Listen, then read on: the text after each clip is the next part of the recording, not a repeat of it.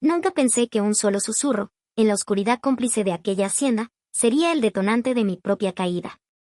Esa noche, Juan y yo cruzamos una línea invisible, tejiendo un destino entrelazado de secretos y una conexión tan inesperada como devastadora, que desgarraría el alma de mi madre. Ahora, atrapada en las cenizas de lo que fue mi familia, entiendo que para comprender este laberinto de culpa y anhelo, debo llevarte de regreso al principio, a los días en que todo parecía inmutable. Antes de que la sombra de la traición se cerniera sobre nosotros, la hacienda era un lienzo de rutinas inmutables. El sol de Oaxaca, un oro líquido, se derramaba cada mañana sobre los agaves y el aire olía a tierra mojada y a café recién molido.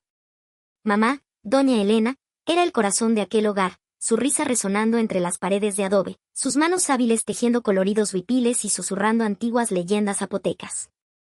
Juan, mi padrastro, era una presencia sólida, casi silenciosa.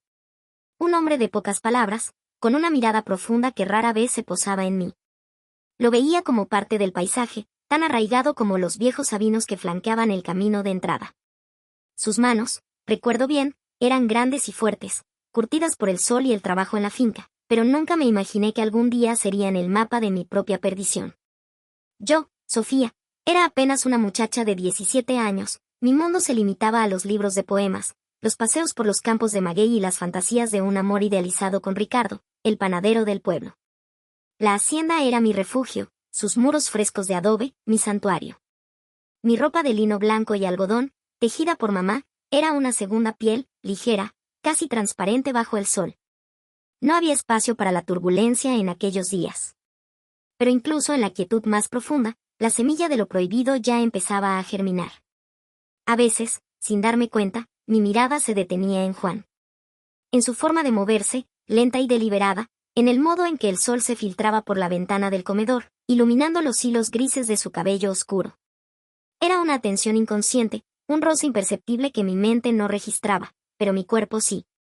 Un día, al salir de la regadera, envuelta en mi toalla de baño turquesa, el aire fresco de la hacienda acariciaba mi piel húmeda. Juan estaba en el pasillo, reparando la vieja consola de caoba. Levantó la vista. Sus ojos, oscuros como obsidiana, se encontraron con los míos. Fue solo un instante, un parpadeo, pero en ese breve encuentro, sentí una corriente extraña, una punzada de algo que no supe nombrar. Me apresuré a mi habitación, el corazón latiéndome con una fuerza inusual, y el recuerdo de esa mirada, tan breve y tan intensa, me siguió como una sombra. Otra vez, en la cocina, mientras mamá preparaba la cena, Juan entró para servirse un vaso de agua. Pasó cerca de mí, tan cerca que pude sentir el calor de su brazo y el sutil aroma a vetiver de su *aftershave*. Un aroma que, sin saberlo, se iría tejiendo en el tapiz de mis deseos más ocultos. Nuestro contacto fue mínimo, apenas un roce de hombros, pero la piel bajo mi blusa de algodón se erizó. Me sentí expuesta, vulnerable, como si un velo invisible se hubiera descorrido. Eran momentos efímeros, apenas perceptibles en el gran esquema de la rutina diaria. Pequeñas grietas en la inmutabilidad que prometía la hacienda. Yo, ingenua, los atribuía a mi imaginación desbordada, a la curiosidad natural de la adolescencia. Pero ahora, mirando hacia atrás desde las ruinas de mi vida, sé que esos fueron los primeros hilos de una red que se tejía a mi alrededor, una red de deseo y fatalidad. Hilos invisibles que, sin saberlo, me arrastraban hacia él, hacia el abismo de nuestra conexión. Y lo que siguió, la noche en que me descubrió en mi habitación, ya no fue el inicio, sino la inevitable culminación de un proceso silencioso, casi imperceptible, que había comenzado mucho antes de que yo fuera consciente.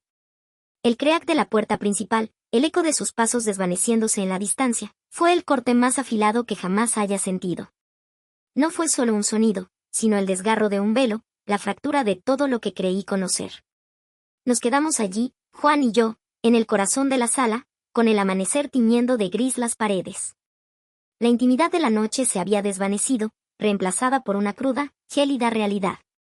Mi pijama de algodón, antes una caricia, ahora se sentía como una piel extraña, pesada de vergüenza y de un deseo que no se atrevía a nombrar. Juan seguía de pie, su figura imponente proyectando una sombra que no era de protección, sino de juicio. Sus ojos, antes un abismo de entendimiento, ahora eran pozos oscuros donde me perdía. No había reproche, ni culpa en su mirada, solo una extraña, inquebrantable calma. Un contraste brutal con el torbellino que me asolaba. Sentía el pulso en mis sienes, un tambor de guerra en un campo de batalla devastado. La pregunta flotaba en el aire, densa, sin respuesta. ¿Fue el deseo que nos unió o la fatalidad que nos condenó? El silencio entre nosotros era un monstruo que devoraba el aire. Cada segundo, un siglo. Yo temblaba, no de frío, sino de la magnitud de lo que acababa de suceder. La casa, antes un refugio, ahora era un laberinto de ecos vacíos. Miré sus manos, las mismas manos que minutos antes me habían acariciado con una delicadeza asombrosa, las mismas que habían encendido un fuego que ahora me quemaba hasta los huesos.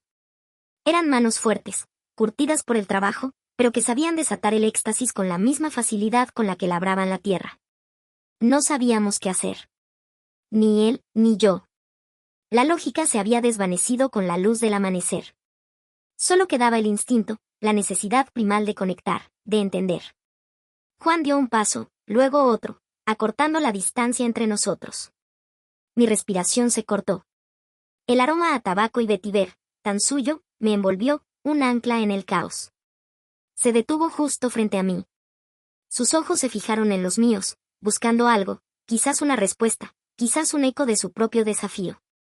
Levantó una mano, grande y firme, y la posó suavemente sobre mi mejilla.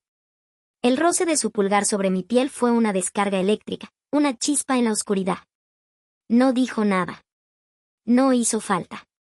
En ese gesto, en esa mirada, se sellaba un nuevo pacto, uno más oscuro, más desesperado. La culpa me devoraba, sí, pero bajo esa capa de angustia, el deseo persistía, una llama terca que se negaba a extinguirse. Era una batalla interna, un tira y afloja entre la moral y la carne. Y la carne, con su astucia y su fuerza, parecía estar ganando. El resto del día transcurrió en una bruma. La ausencia de mamá era un eco ensordecedor. Su silla vacía en la mesa, el silencio en la cocina, el olor a su perfume de gardenias que aún flotaba en el aire, todo era un recordatorio constante de la herida que habíamos abierto. Juan se movía por la hacienda con una extraña normalidad, como si el mundo no se hubiera desmoronado. Yo, por mi parte, me sentía como un espectro, deambulando por las habitaciones, incapaz de encontrar un solo rincón donde la culpa no me persiguiera. Esa noche, la lluvia regresó, un lamento constante contra los cristales.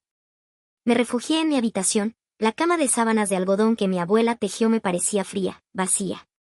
La puerta de mi cuarto se abrió sin un sonido, y la figura de Juan apareció en el umbral, recortada contra la penumbra del pasillo. No encendió la luz. El cuarto quedó sumido en una oscuridad que invitaba a la confesión. Se acercó a la cama, sus pasos silenciados por la alfombra de lana. Se sentó a mi lado, el colchón hundiéndose bajo su peso. El aroma a vetiver inundó el espacio, una promesa, una amenaza. No dijo nada, solo me miró, y en la oscuridad, sus ojos brillaban con una intensidad febril. Deslizó una mano por debajo de la sábana, buscando la mía. Sus dedos se entrelazaron con los míos, la aspereza de su piel contra la suavidad de la mía. Era un contacto cargado de significado, un ancla en la tormenta. No te ahogues en la culpa, muñeca, susurró, su voz grave, apenas audible sobre el estruendo de la lluvia. Lo que pasó, estaba destinado. Sus palabras, un veneno dulce, una justificación que mi parte más oscura anhelaba. La pijama de seda que me había puesto para intentar conciliar el sueño, se sentía resbaladiza bajo sus dedos, como una segunda piel que respondía a su tacto. No era solo el deseo lo que nos unía, era también la complicidad, el secreto compartido que ahora nos consumía. Él no era solo el esposo de mi madre, era mi maestro, mi verdugo, mi única conexión en un mundo que se había desmoronado. Mi mano apretó la suya, un gesto de rendición. La lluvia continuó, un telón de fondo para el nuevo capítulo que se abría ante nosotros. Un capítulo oscuro, prohibido, pero innegablemente atractivo. La hacienda, ahora vacía de la presencia maternal, se convertía en nuestro reino, un santuario de sombras y deseos inconfesables. La tensión, lejos de disminuir, se había transformado, volviéndose más densa, más peligrosa. No había vuelta atrás. Estábamos solos, él y yo, en un mar de consecuencias, y la corriente nos arrastraba sin remedio. El silencio que nos dejó su partida era un eco. Un vacío que antes, en los días previos a la revelación, me había asfixiado con el peso de la culpa y el miedo, ahora era un lienzo en blanco para una realidad que se dibujaba ante mí, cruda y sin adornos. La culpa, sí, seguía ahí,